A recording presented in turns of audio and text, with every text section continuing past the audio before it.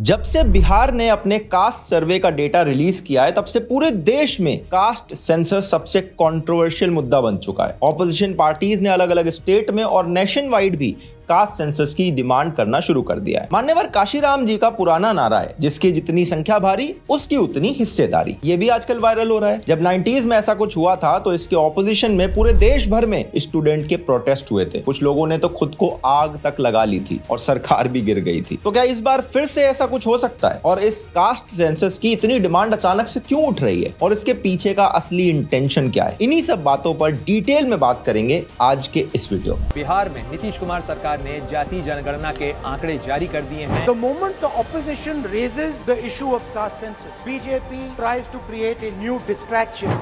Doctor Bhimrao Ambedkar किस न्याय वर्ष में एक फैसला हाल में सरकार ने लिया कि पिछड़े वर्ग को हम सरकारी नौकरियों में और पब्लिक सेक्टर में स्थान दें। जात पात का आधार पे जो राजनीति शुरू हो गया, इसका जड़ है मंडल कमीशन।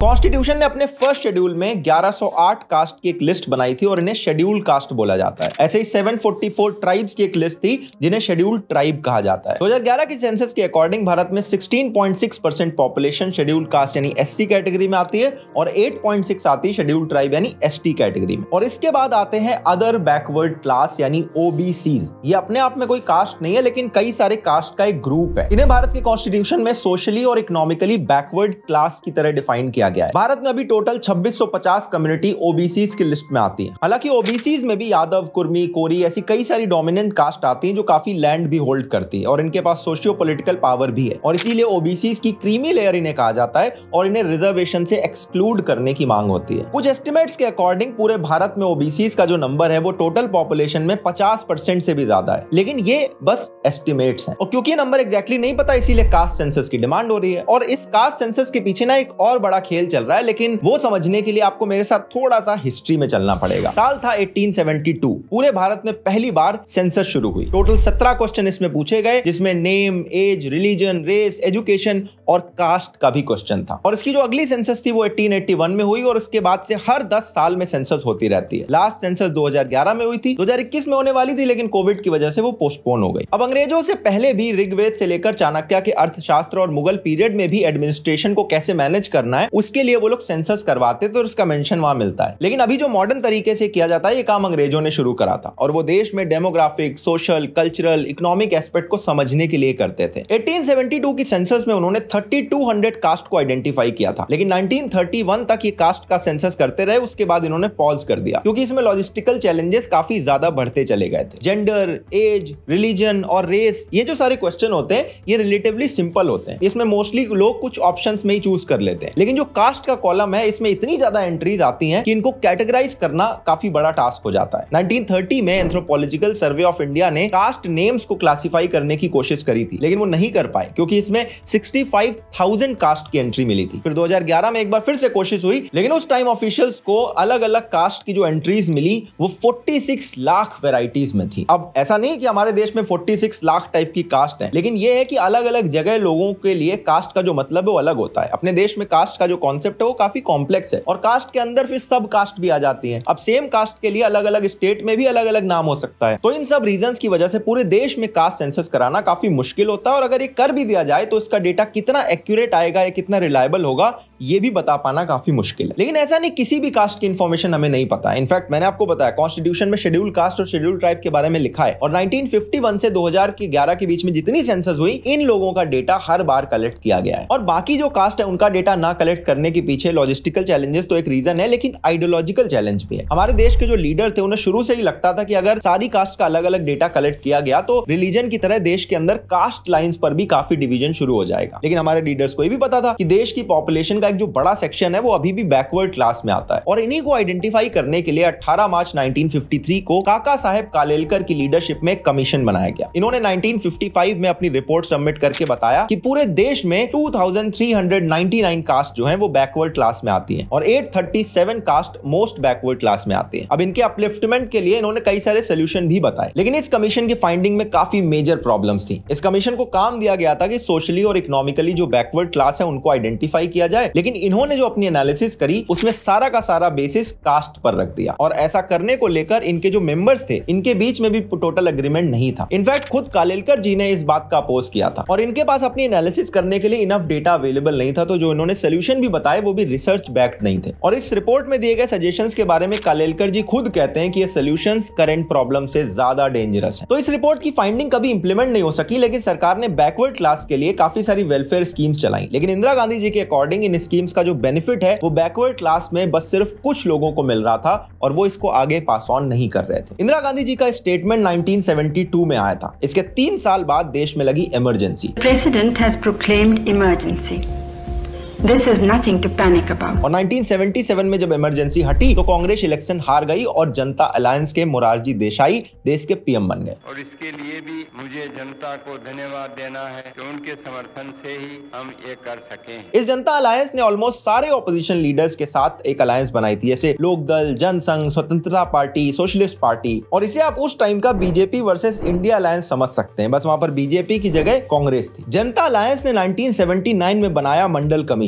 इसके चेयरमैन थे बिहार के farmer CM Bindeshwari Prasad Mandal. Kalelkar commission की तरह इनका भी टास्क यही था कि देश में इकोनॉमिकली और एजुकेशनली बैकवर्ड क्लासेस को आइडेंटिफाई करो और इनके अपलिफ्टमेंट पर क्या काम करना उसके सोल्यूशन बताओ। इन्होंने अपनी रिपोर्ट नेक्स्ट ईयर ही सबमिट कर दी और इन्होंने भी बैकवर्ड क्लास को आइडेंटिफाई करने के लिए कास्ट को ही बेसिस बनाया। अब चूंकि कास्ट सेंसस का जो डेटा था वो 1931 का था, तो 1980 में इन्होंने एस्टिमेट करा कि ऑलमोस्ट 52% पॉपुलेशन ऐसी कास्ट से बिलोंग करती होगी जिन्हें ओबीसी यानी अदर बैकवर्ड क्लास माना जा सकता है। इन्होंने बताया कि भारत में 1257 कम्युनिटीज ऐसी हैं जिन्हें ओबीसी में कैटेगराइज किया जाना चाहिए और इनके अपलिफ्टमेंट के लिए गवर्नमेंट जॉब्स में इनको 27% रिजर्वेशन मिलना चाहिए। लेकिन जब तक इन्होंने रिपोर्ट सबमिट करी तब तक जनता अलायंस की कुछ पार्टीज ने सरकार से सपोर्ट वापस ले लिया था और 1980 में इनकी सरकार गिर चुकी थी। वापस कांग्रेस फुल मेजोरिटी से पावर आ गई और 1989 तक कांग्रेस की सरकार रही, तो इस रिपोर्ट पर किसी ने भी ध्यान नहीं दिया। लेकिन 1989 में खुला बोफोर्स स्कैंडल और राजीव गांधी के अगेंस्ट एक नेशनल फ्रंट नाम से फिर से नया अलायंस बना। इसमें भी जनता दल, सीपीआईएम और बीजेपी जैसी कई सारी ऑपोजिशन पार्टीज का सपोर्ट था। The country's political life entered a new phase today with the third non-Congress Prime Minister of independent India. एक बार फिर से आप देख रहे होंगे बीजेपी वर्सेस इंडिया अलायंस वाली सिचुएशन क्रिएट हो रही थी और उस टाइम पर इस अलायंस के लीडर थे वीपी सिंह। ये प्राइम मिनिस्टर बनते हैं और मंडल कमीशन की रिपोर्ट निकलवाते हैं और नेक्स्ट ईयर यानी अगस्त 1990 में इसे इंप्लीमेंट कर देते हैं। ऐसा होते ही गवर्नमेंट जॉब्स में ओबीसी को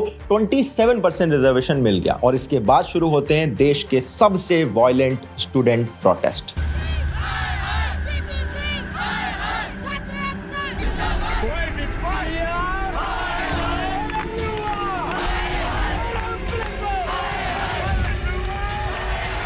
कलम चलाना छोड़ दिया, बंदूक चलाना सीखेंगे।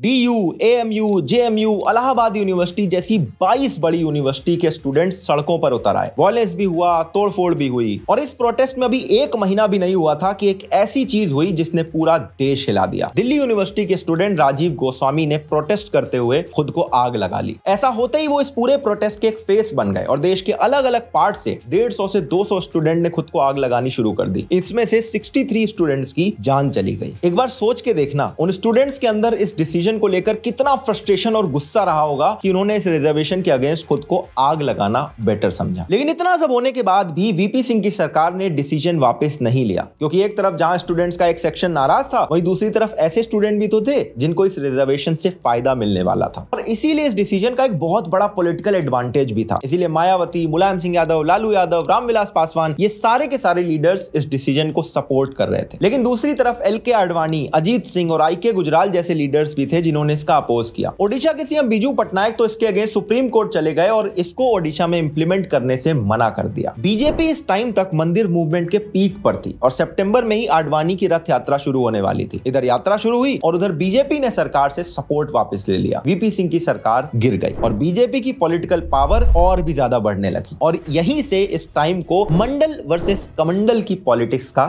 नाम दिया गया। सरकार गिर गई तो प्रोटेस्ट भी खत्म हो गए, लेकिन लॉ तो पास हो चुका था। इसीलिए लॉयर इंदिरा सोनी इस बात के अगेंस्ट सुप्रीम कोर्ट में पीआईएल फाइल कर देती है। 2 साल के बाद सुप्रीम कोर्ट का फैसला आता है तो उन्होंने भी ओबीसी रिजर्वेशन को सपोर्ट करा, लेकिन इस फैसले में 2 बातें और थी। कोर्ट ने यह भी कहा कि टोटल जो रिजर्वेशन देश के अंदर होगा वो 50% से ज्यादा नहीं होना चाहिए। और इन्होंने एक बात और कही, इन्होंने कहा बैकवर्ड क्लासेस में जिनको रिजर्वेशन मिल रहा है उनमें उन लोगों को आइडेंटिफाई करो जो ऑलरेडी सोशली या इकोनॉमिकली अच्छा कर रहे हैं, और यहीं से इन लोगों को क्रीमी लेयर का टैग देते हुए रिजर्वेशन बेनिफिट से बाहर रखने की भी बात कही। आज इस बात को 30 साल हो चुके हैं, तो नेचुरली आप भी सोच रहे होंगे कि ओबीसी रिजर्वेशन के बाद ओबीसीज की जो सिचुएशन है क्या देश में इंप्रूव हुई है, उनको कितना फायदा मिला है और उनका कुछ सोशल अपलिफ्टमेंट हुआ है या नहीं। तो अगर गवर्नमेंट जॉब्स की बात करें, 2004 का डेटा मिलता है जिसमें ग्रुप ए जॉब्स में 3.9% ओबीसी थे। 2011 में नंबर 6.9 हुआ और 2022 में परसेंटेज 17% पहुंच चुका है। ग्रुप ए से ग्रुप सी के बीच में जो टोटल एम्प्लॉइज हैं उसमें 20% आज के टाइम ओबीसीज हैं। पार्लियामेंट में भी इनका रिप्रेजेंटेशन बढ़ा है और लोकसभा में 21% एमपी ओबीसी कैटेगरी से आते हैं और जो 1/3 करंट मिनिस्टर्स हैं वो भी ओबीसी कैटेगरी से आते हैं। ओबीसीज का रिप्रेजेंटेशन तो डेफिनेटली बढ़ा है, लेकिन इसके साथ 2 बड़ी सीरियस प्रॉब्लम्स भी बढ़ी हैं। पहली प्रॉब्लम है कि देश में ओबीसीज की टोटल पॉपुलेशन 50-60% है, तो ये 20-30% का रिप्रेजेंटेशन अभी भी इनफ नहीं है। दूसरी और ज्यादा सीरियस प्रॉब्लम यह है कि ओबीसी पॉपुलेशन में 2600 से ज्यादा कम्युनिटीज आती हैं और सब कास्ट को भी अगर ऐड कर दे तो यह नंबर 6000 के आसपास बैठता है। लेकिन रिजर्वेशन का जो फायदा है वो सारी कम्युनिटीज को इक्वली नहीं मिल रहा है, इसीलिए इस करंट सिस्टम को चेंज करने की जरूरत है। और जो भी लोग कास्ट सेंसस पर वीडियो बना रहे हैं वो इस वाले पॉइंट को नहीं बताते हैं, लेकिन इसी प्रॉब्लम को आइडेंटिफाई और सॉल्व करने के लिए 2017 में एक और कमीशन बना था, रोहिणी कमीशन। इन्होंने अपनी एनालिसिस करके 2000 से भी ज्यादा पेजेस की एक रिपोर्ट सबमिट कर दी है। अभी पूरी रिपोर्ट तो पब्लिश नहीं हुई है, लेकिन इसके कुछ पार्ट्स जो भी मीडिया में आए हैं उसके अकॉर्डिंग ओबीसीज की जो कास्ट और सब कास्ट मिलाकर 6000 कम्युनिटीज हैं, उसमें सिर्फ 40 कम्युनिटीज को रिजर्वेशन का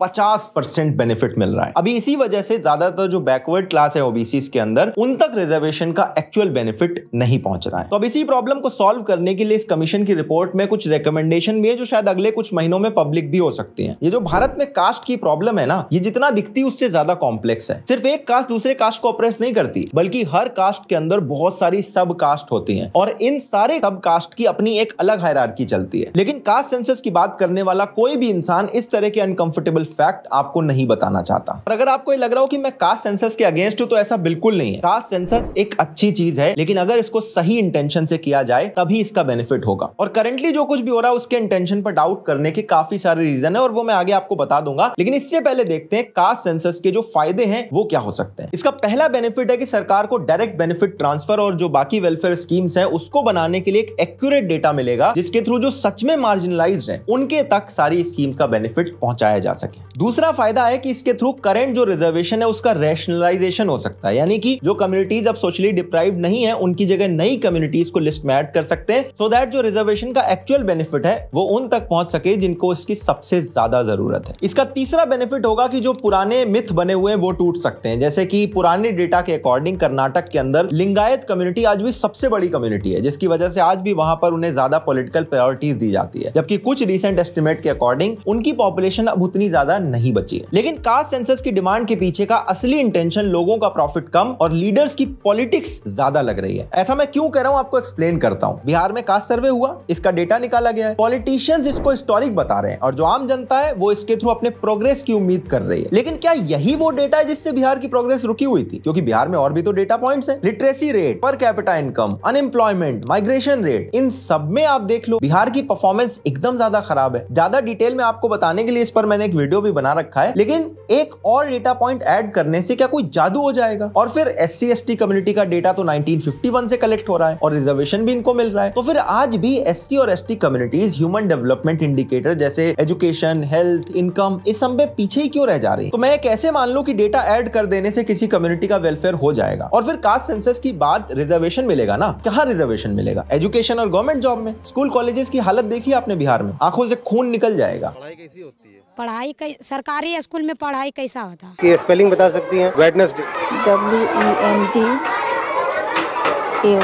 और रही बात गवर्नमेंट जॉब की, तो डेटा तो यही कहता है कि गवर्नमेंट वैकेंसीज कम होती जा रही है, बल्कि पिछले कुछ सालों में प्राइवेटाइजेशन ही बढ़ रहा है और प्राइवेट सेक्टर में तो रिजर्वेशन है नहीं। तो इससे भी बिहार का क्या भला हो जाएगा? हाँ, मतलब नेताओं का जरूर भला हो जाएगा। धीरे धीरे वोट बैंक पॉलिटिक्स के लिए ये डिमांड अलग अलग स्टेट में उठेगी। एमपी में इलेक्शन आ रहे हैं तो वहां ऑलरेडी इसके प्रोमिसेस शुरू हो गए। कर्नाटका में भी कांग्रेस ने 2015 में कास्ट सर्वे करवाया था, लेकिन अभी तक इसका डेटा रिलीज नहीं करा, शायद वो भी इसे रिलीज कर दे। और ये जितनी भी जगह कास्ट सेंसस हो रहा है, इसका सारा फोकस सिर्फ ओबीसी पर है। पता है क्यों? बीजेपी ने 1990 में ही एनडीए बनाने के साथ ओबीसी वोट बैंक को अपने साथ कर लिया था, और आज भी जो डोमिनेंट कास्ट है ओबीसी के अंदर, उसके वोट भले ही सपा और आरजेडी को मिलते हो, लेकिन जो लोअर ओबीसी वोट है वो बीजेपी को मिलते हैं। और इस टेबल से आप एकदम क्लियरली देख सकते हो कि जो ओबीसी का वोट शेयर है वो धीरे धीरे कांग्रेस और रीजनल पार्टी से शिफ्ट होकर बीजेपी की तरफ चला गया है। और इसीलिए ये जो कास्ट सेंसस पर ओबीसी का फोकस है, ये कंप्लीटली पॉलिटिकल मूव दिखाई देती है ओबीसी वोट को अपनी तरफ करने के लिए। और अंबेडकर जी ने जो सपना देखा था कि देश के अंदर से कास्ट एकदम खत्म हो जाएगी, मेरे हिसाब से कास्ट सिस्टम जो है वो इस सेंसस के जरिए और स्ट्रॉन्ग हो जाएगा। जब नेता कास्ट के बेसिस पर लोगों को बांटने और बेनिफिट देने की बात करेंगे, तो लोग भी अपनी कास्ट आइडेंटिटी से और ज्यादा स्ट्रांगली एसोसिएट करना शुरू करेंगे। इंडियन पॉलिटिक्स में कास्ट ना एक ब्रह्मास्त्र की तरह काम आता है। जब भी कोई लीडर या पॉलिटिकल पार्टी बहुत मजबूत होती है, तो उसके अगेंस्ट बाकी सारी पॉलिटिकल पार्टीज अलायंस बना के कास्ट का पॉइंट रख देती हैं। 1977 में मोरारजी देसाई की लीडरशिप में जब जनता अलायंस ने इंदिरा गांधी जी को हराया था, तो उन्होंने भी यही करा था और मंडल कमीशन आ गया था। और 1989 में वीपी सिंह की लीडरशिप में नेशनल फ्रंट ने जब राजीव गांधी को हराया, तब भी यही हुआ